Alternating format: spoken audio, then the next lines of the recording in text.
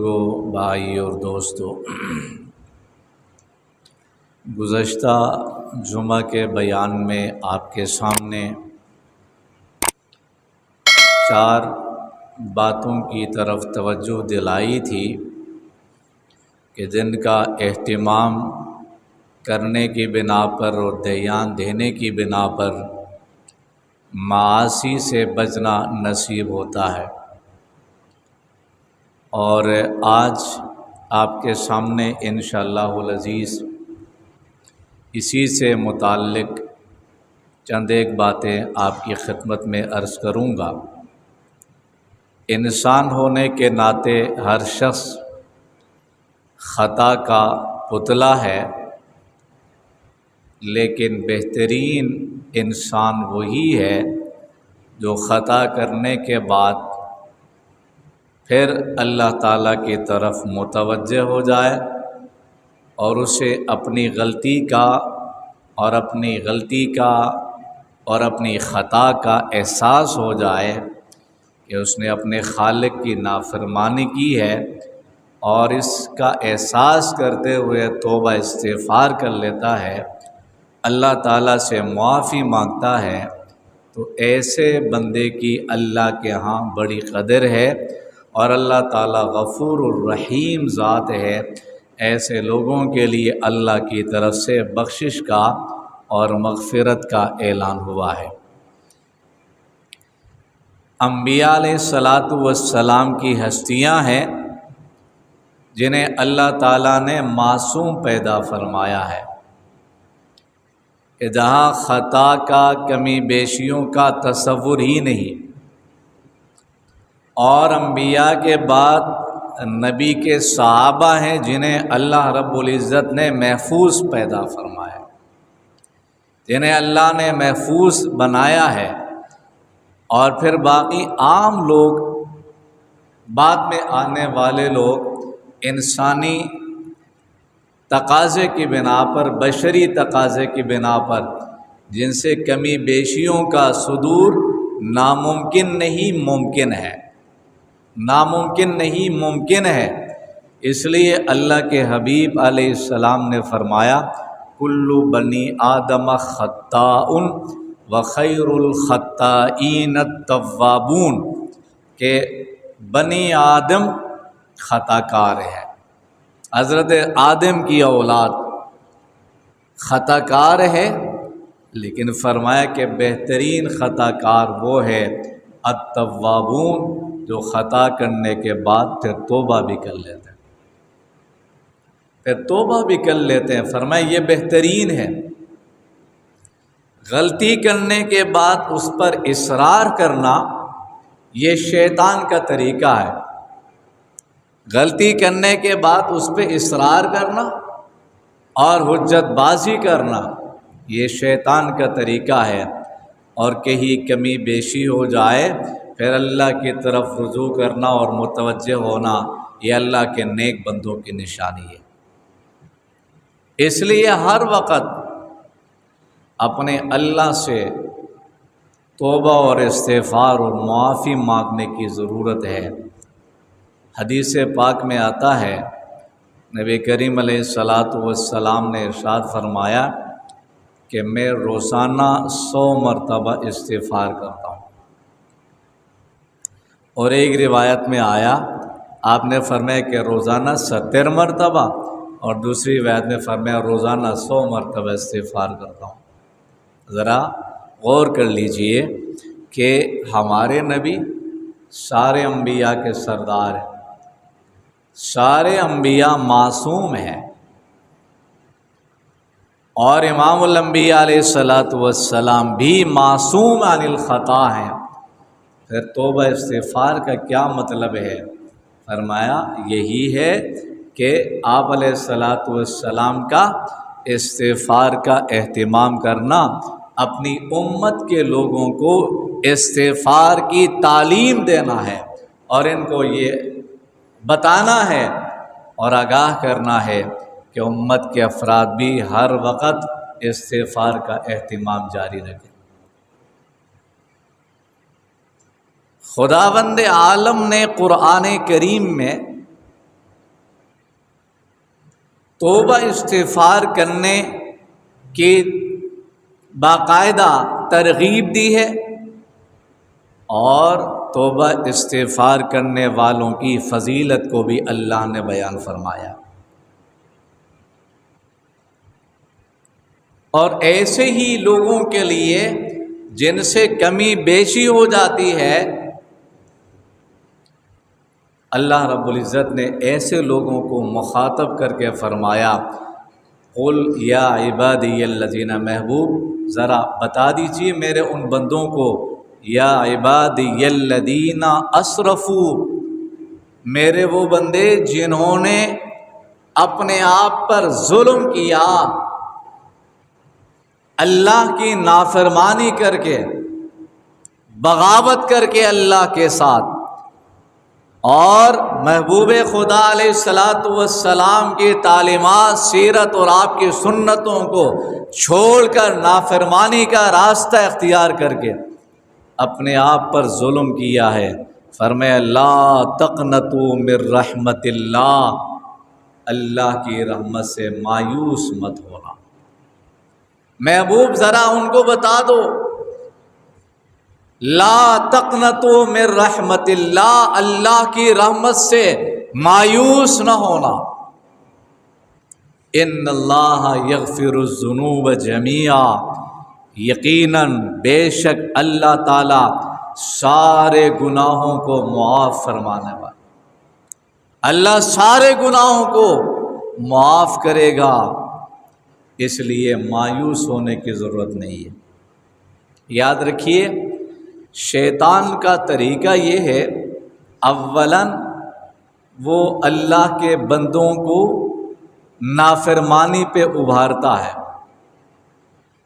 اللہ کی نافرمانی پہ ابھارتا ہے، گناہ اور معاصی کے کاموں کو مزین کر کے پیش کرتا ہے، اور پھر جب ایک بندہ اپنے اللہ کی نافرمانی کرتا ہے تو شیطان کا اگلا طریقہ یہ ہوتا ہے کہ یہ بندہ توبہ نہ کرے، اللہ کی طرف رجوع نہ کرے، اس لیے کہ جب یہ بندہ معافی مانگتا ہے، توبہ استغفار کرتا ہے، تو اللہ کی رحمت متوجہ ہو جاتی ہے اور بخشش کا فیصلہ ہو جاتا ہے۔ تو شیطان نہیں چاہتا کہ اس کی بخشش ہو جائے، تو شیطان پھر اس کو اور پٹی پلا دیتا ہے کہ تو بڑا گناہ گار ہے، تو بہت خطرناک قسم کا گناہ گار ہے، تمہاری بخشش کا کوئی امکان نہیں ہے۔ شیطان کی اگلی کوشش ہوتی ہے کہ وہ اس بندے کو مایوس کر دیتا ہے تاکہ یہ سرے سے اللہ کی طرف آئے ہی نہیں ہے۔ اس لیے خداوند عالم نے بھی اعلان یوں فرمایا، لا تقنطوا من رحمت اللہ، اللہ کی رحمت سے مایوس مت ہو جانا۔ اور کیا ہی قیمتی کلمات ہیں، اللہ نے خطاب ہی اپنے ان بندوں سے کیا ہے، اس آیت کے مخاطب ہی وہ لوگ ہیں جنہوں نے نافرمانی کی ہے، جنہوں نے اپنے آپ پر ظلم کیا ہے گناہ کر کے۔ یا عبادی الذین، اللہ نے فرمایا میرے وہ بندے، گناہ کرنے کے بعد وہ اللہ کے بندہ ہونے سے نکلے نہیں ہیں، پھر بھی محبت کے ساتھ خطاب ہے کہ میرے بندے جنہوں نے اپنے آپ پر ظلم کیا، لا تقنطوا، تم نے گناہ ضرور کیا ہے، نافرمانی کا ارتکاب ضرور کیا ہے، لیکن اللہ فرماتے ہیں میری رحمت سے مایوس نہیں ہونا۔ لا تقنطوا من رحمت اللہ، اور اللہ کی ذات ایسی ہے، اللہ چاہے سارے گناہوں کو معاف کر سکتا ہے۔ ہاں ایک گناہ ہے جس کی اللہ کے ہاں کوئی معافی نہیں ہے، اور وہ شرک کا گناہ ہے۔ شرک کے علاوہ کوئی بھی گناہ اللہ رب العزت چاہے تو اللہ معاف کر سکتا ہے۔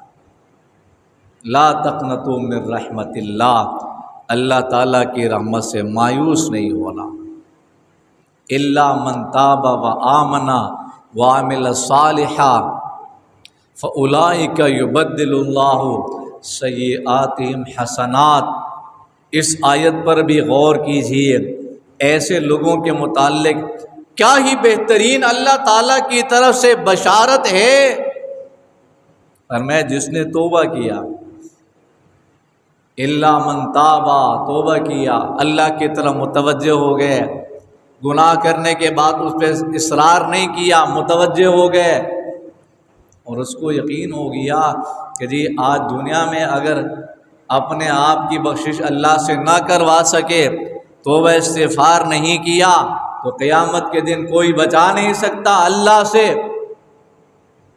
متوجہ ہوا، الا من تاب و آمن، ایمان لے کر ہے، وعمل صالحا، نیک اعمال بھی کر رہا، اللہ نے فرمایا فاولئک یبدل اللہ سیئاتہم حسنات، یہ وہ لوگ ہیں جن کے سیئات کو بھی اللہ تعالیٰ نیکیوں سے بدل دیتا ہے۔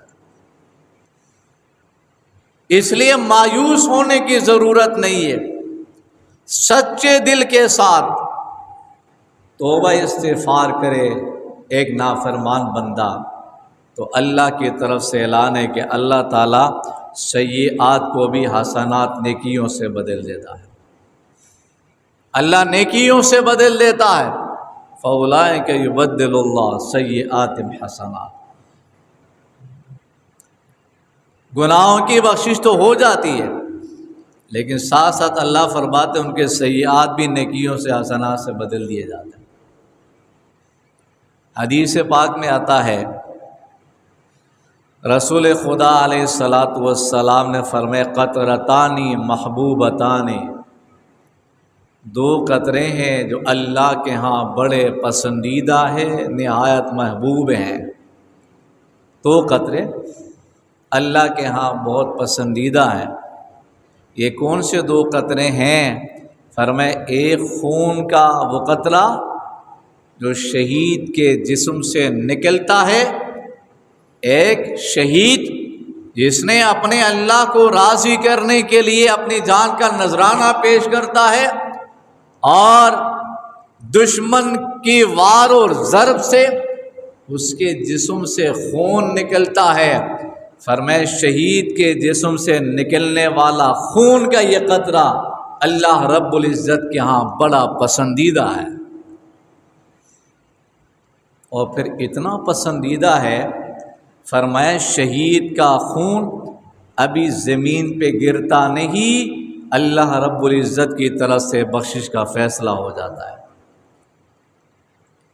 ابھی شہید کے جسم سے نکلنے والے خون کے قطرات زمین پہ پڑتے نہیں، اللہ رب العزت کی طرف سے اس کے استقبال کے لیے حوریں وہاں پہ پہنچ جاتی ہیں۔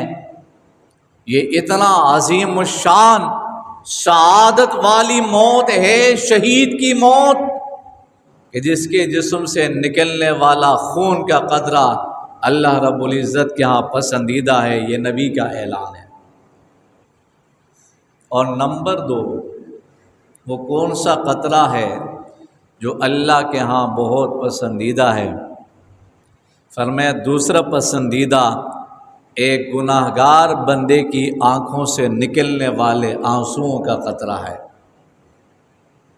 ایک گناہ گار بندہ اپنے اللہ کی نافرمانی کرنے کے بعد جب اس کو احساس ہو جاتا ہے کہ میں نے اپنے خالق کی نافرمانی کر کے اپنے اوپر بڑا ظلم کیا ہے، جس اللہ نے مجھے پیدا کیا، مجھے اللہ نے سب کچھ عطا فرمایا، ہونا یہ چاہیے تھا کہ میں اپنے اللہ تعالیٰ کی اطاعت میں زندگی گزارتا، اللہ کی نافرمانی ہو گئی ہے۔ اس کو احساس ہو جاتا ہے، یہ 2 رکعت نماز پڑھ کے توبہ استغفار کر لیتا ہے، اللہ تعالیٰ سے معافی مانگتا ہے، ندامت کے آنسو اور اس کے قطرات آنسوؤں کے آنکھوں سے نکلتے ہیں۔ فرمایا یہ گناہ گار بندے کی آنکھوں سے نکلنے والے آنسوؤں کے قطرات اللہ کے ہاں بہت پسندیدہ ہے۔ اس لیے مایوس ہونے کی بجائے اللہ کی طرف متوجہ ہو کر اللہ سے معافی مانگنے کی ضرورت ہے، اور یہی توبہ استغفار کام آئے گا۔ ایک تو اللہ کی رحمت متوجہ ہو جائے گی، خداوند عالم بخشش کا فیصلہ فرما دے گا، لیکن ساتھ ساتھ اس کی برکت سے اللہ تعالیٰ دنیا میں بھی بہت کچھ عطا فرما دیتے ہیں۔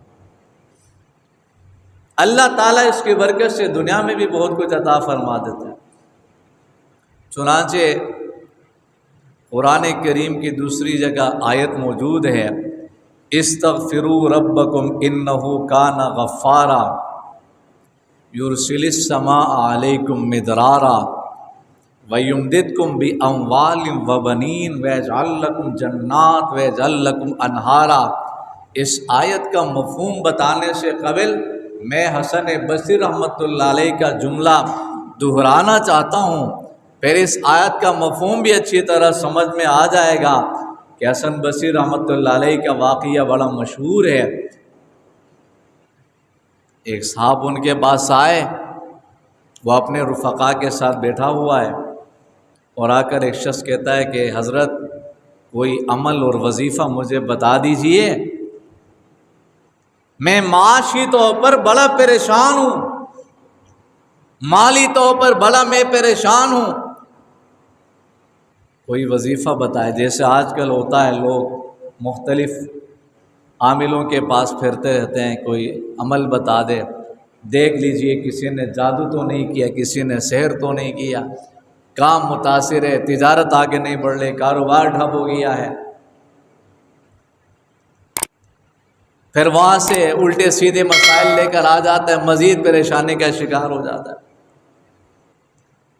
حسن بصری رحمۃ اللہ علیہ نے فرمایا کہ جائیے آپ کثرت کے ساتھ استغفار کا اہتمام کریں، اللہ سے معافی مانگیں۔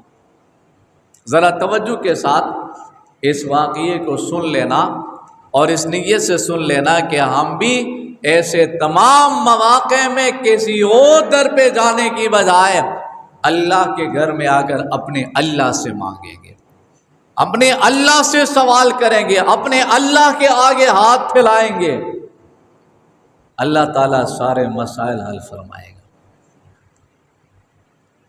ابھی وہ چلا گیا، حضرت اپنے رفقا کے ساتھ مجلس میں موجود ہے، دوسرا آ گیا اور آ کر اپنا مدعا رکھا، کہنے لگے حضرت اولاد نرینہ سے محروم ہوں، بیٹا نہیں ہے میرا، کوئی وظیفہ عنایت فرمائیے، کوئی عمل بتا دیجئے تاکہ اللہ تعالیٰ مجھے بیٹا عطا فرمائے۔ حضرت نے فرمایا آپ کثرت کے ساتھ استغفار پڑھ لیجئے، اللہ بیٹا عطا فرمائے گا۔ چلا گیا،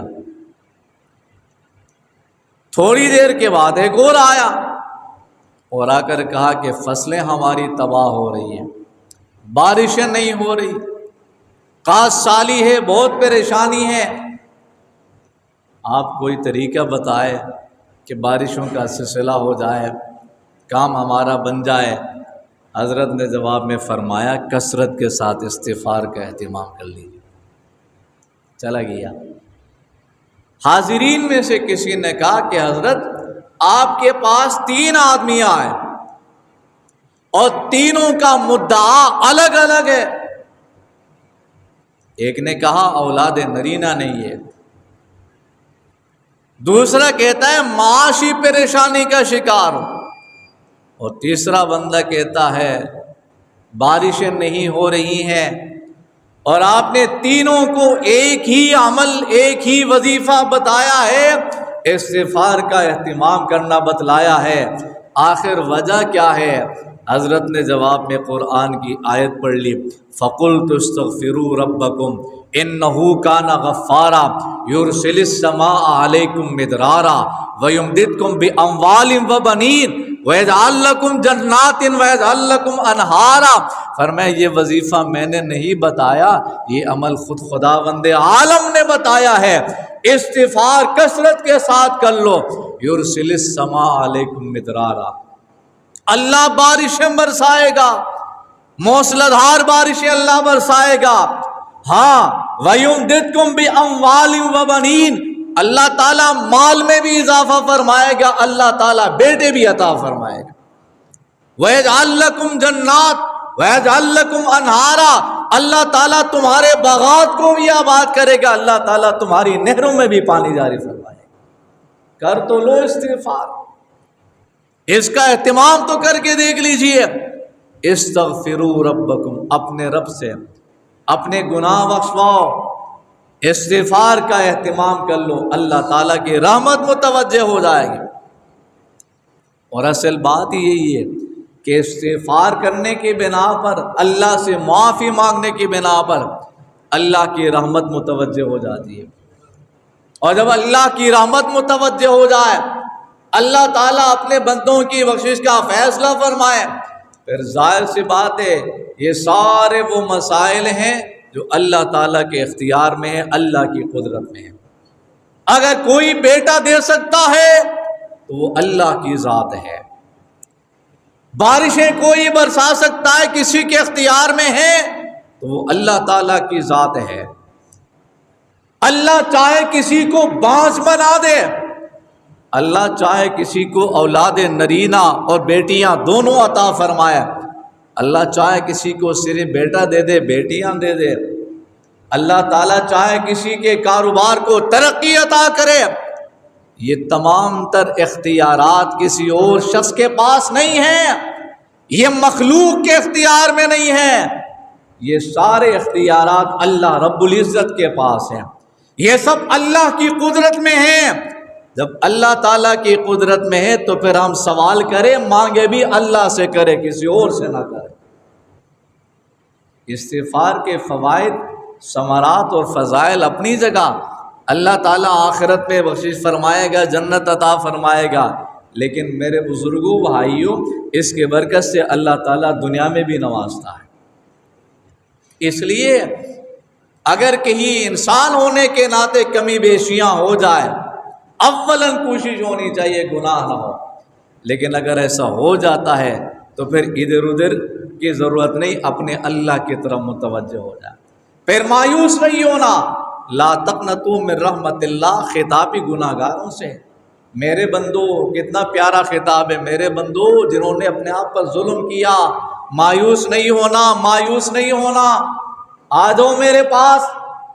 اللہ کی طرف سے اعلان ہو رہا ہے کہ میرے پاس آؤ، معافی مانگو، توبہ استغفار کرو، میں تمہارے سارے گناہوں کو معاف کرنے کے لیے تیار ہوں۔